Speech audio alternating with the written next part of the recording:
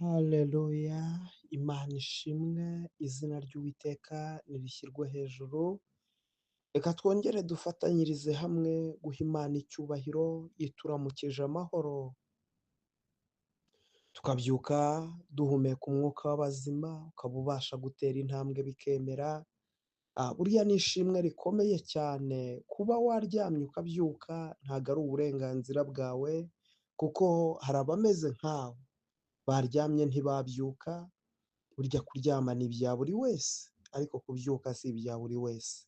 Hari ingabo nyinshi Uwiteka yatanze kugira ngo ubyuke ugihumeka, uwo mwuka uhumeka.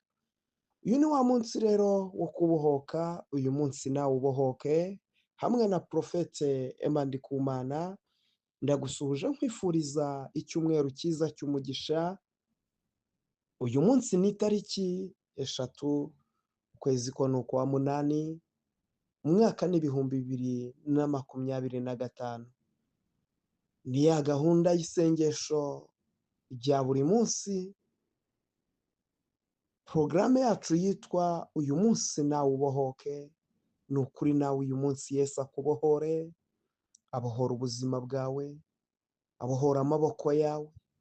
Hari abantu babaho ariko baboshye amaboko, ugasanga urakora ariko nta kintu na kimwe cyemera, ugasanga ugerageje gucuruza biranga, mu kazi urakora abandi barazamurwa mu ntera ariko wowe ntujya uzamurwa, teka urakora ariko iyo bagiye kugabanya abakozi niwe baheraho, ibintu byose ugerageje ntibijya byemera, waho mu buzima bwo kunanirwa, waho mu buzima bwo gushyirwa hasi, uraboshye.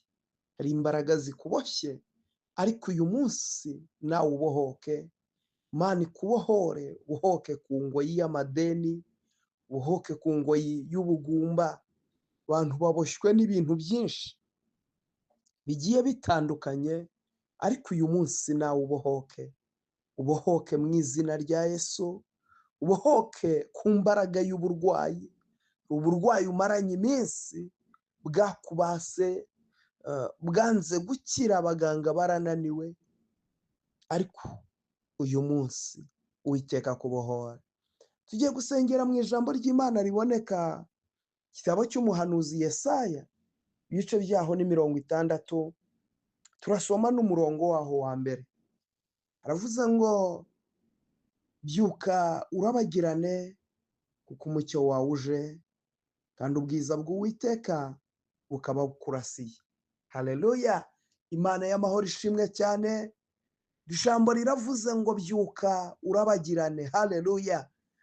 Iyo havuze ngo byuka ni uko haba harabayeho kuryama, hari ibintu byakuryamishije, abantu benshi bararyamye, hari ibintu byinshi biryamishije abantu, hari abantu baryamishijwe n'agahinda, hari abantu baryamishijwe n'ubukene, hari abantu baryamishijwe n'umubabaro, hari abantu baryamishijwe n'uburwayi, hari abantu baryamishijwe n'imbaraga z'abarozi, hari abantu bamaze igihe baryamye ku gitanda kwa muganga, hari umuntu nkurikiye amaze igihe aryamye mu mwuka w'ubugumba wo kutabyara, ugasanga waragerageje ariko hari umwuka umaranye igihe.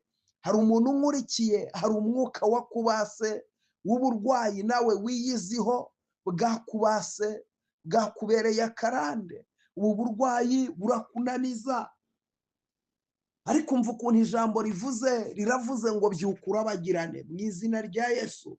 Byuka urabagirane. Imana ishimwe.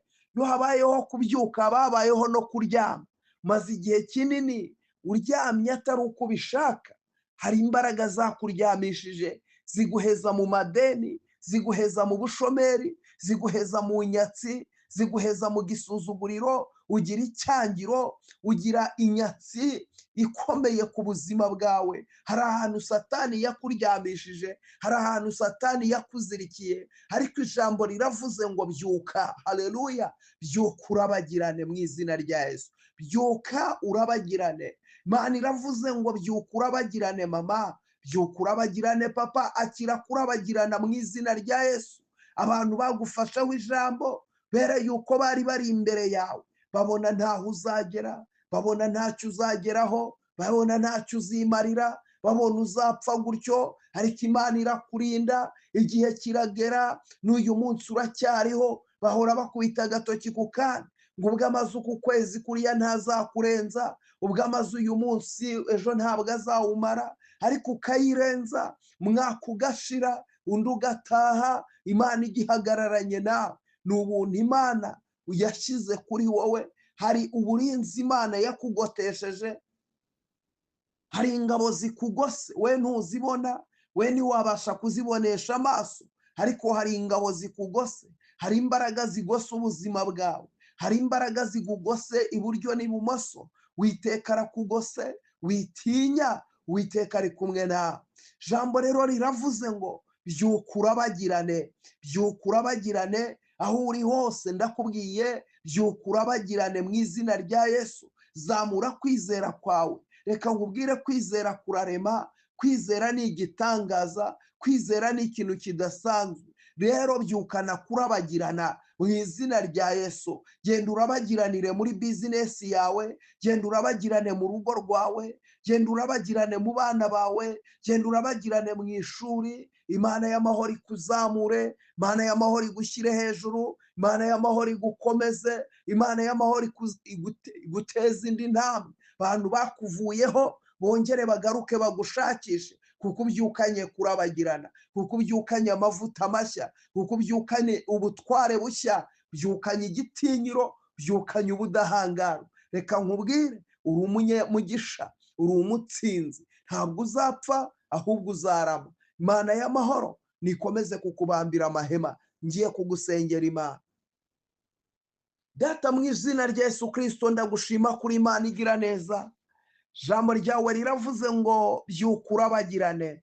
Hari abantu bankurikiye, abakobwa, abagabo, abamama, abasore, abangaba barankurikiye nyano masaha.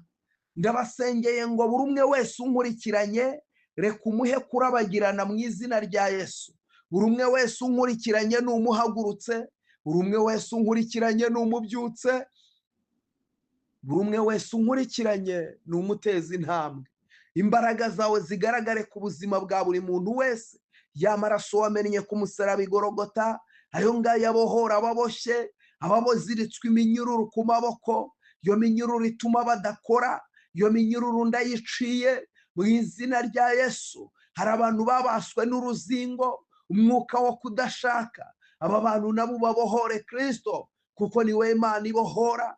Uvuze yego nta wavuga hoya, uvuze ngo nibibe biraba, iyo utegetse birakomera. Reka rero Mwami Imana ukora ibikomeye kandi wiyerekane. Rema amashimwe mu kanwa ka buri muntu wese uri bwumva ino video. Umuhe umugisha, umugirire neza kandi umubambire amahema.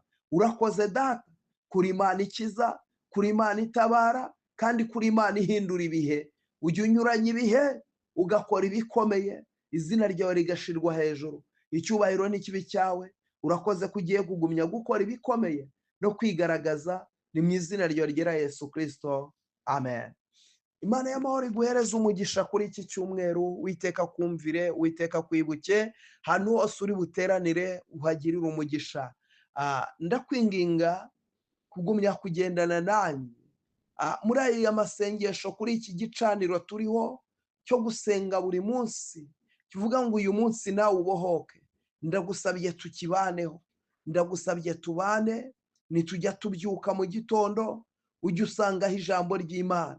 Nta kindi usabwa, urakora subscribe kuri iyi channel ya Prophet Emma.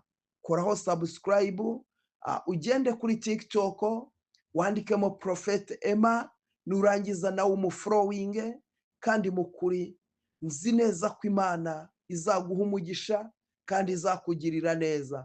Ukora subscribe ubu nteye inkunga, ikindi nawe uba witeye inkunga, kuko uwo ni umurimo w'Imana, ni ubwami bw'Imana turimo twamamaza, kandi nta kabuza ingororano zirahari. Rero nusanga utari wabikora ubikore, kandi ntukagende udakanze like, ntukagende udashyizeho comment. Jambo ry'Imana niba rigufashije, andika muri comment utamina, ndabyakiriye kandi ndabyizeye. Imana rero ikugirire neza, kandi usharinge y'inshuti yawe nayo yumve ijambo ry'Imana, nayo ibohoke mu izina rya Yesu. Imana rero ikumpera umugisha, Imana ibagirire neza. Twari turi muri porogaramu ivuga ngo uyu munsi nawe ubohoke.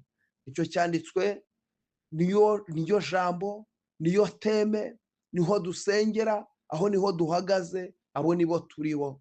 Nyemerera rero tugendane uru rugendo, kandi nzi neza ko nitutagwa isari tuzasarura. Icyo usabwa ni ugukiranukira Imana, gutunganira Imana, kuyubaha kandi ukayubahisha.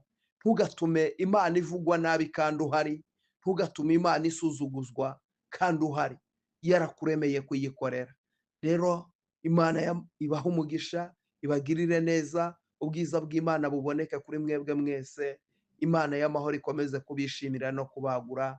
Shalom, shalom.